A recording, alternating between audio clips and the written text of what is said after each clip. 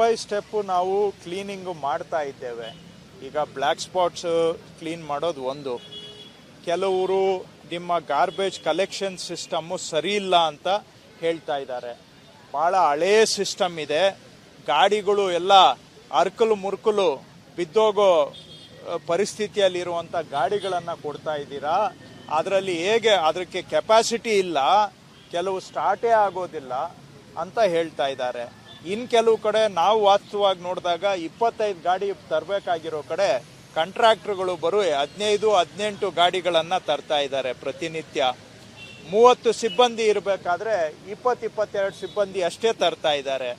ಇದನ್ನೆಲ್ಲ ನಾವು ಹೊಸ ಒಂದು ಗಾರ್ಬೇಜ್ ಮ್ಯಾನೇಜ್ಮೆಂಟ್ ಸಿಸ್ಟಮನ್ನು ತಗೊಂಡು ಬಂದು ಹೊಸ ಗಾಡಿಗಳನ್ನು ಕೊಟ್ಟು ಸಿಬ್ಬಂದಿಗಳು ಕೂಡ ನಿಯಮಕ್ಕೆ ತಕ್ಕ ಹಾಗೆ ಸಿಬ್ಬಂದಿಯನ್ನು ಒದಗಿಸುವಂತಹ ಹೊಸ ಗಾರ್ಬೇಜ್ ಸಿಸ್ಟಮನ್ನು ನಾವು ಇಂಪ್ಲಿಮೆಂಟ್ ಮಾಡೋದಕ್ಕೆ ಹೊರಟಿದ್ದೇವೆ.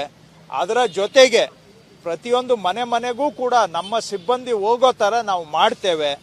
ಇದನ್ನು ಹೊಸ ಸಿಸ್ಟಮ್ ತೊಗೊಂಡು ಬರೋದ್ರಿಂದ ಬೆಂಗಳೂರಿನಲ್ಲಿ ಗಾರ್ಬೇಜ್ ಮ್ಯಾನೇಜ್ಮೆಂಟು ಸುಧಾರಣೆ ಮಾಡಬಹುದು ಅಂತ ನಾವು ನಂಬಿದ್ದೇವೆ.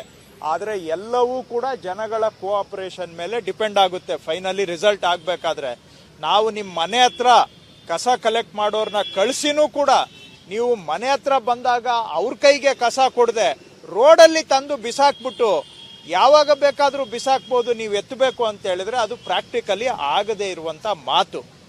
ಗಾರ್ಬೇಜ್ ಕಲೆಕ್ಟ್ ಮಾಡೋರು ಮನೆಗೆ ಬರೋ ಹಂಗೆ ನಾವು ಮಾಡ್ತೇವೆ.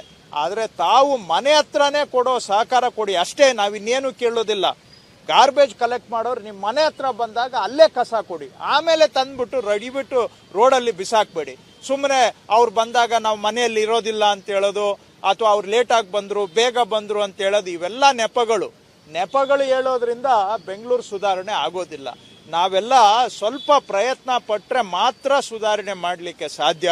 ಜನಗಳ ಕೋಆಪರೇಷನ್ ಇದ್ದರೆ ತಾವು ಹೇಳ್ದಂಗೆ ಖಂಡಿತ ಸುಧಾರಣೆಯನ್ನು ಮಾಡಬಹುದು.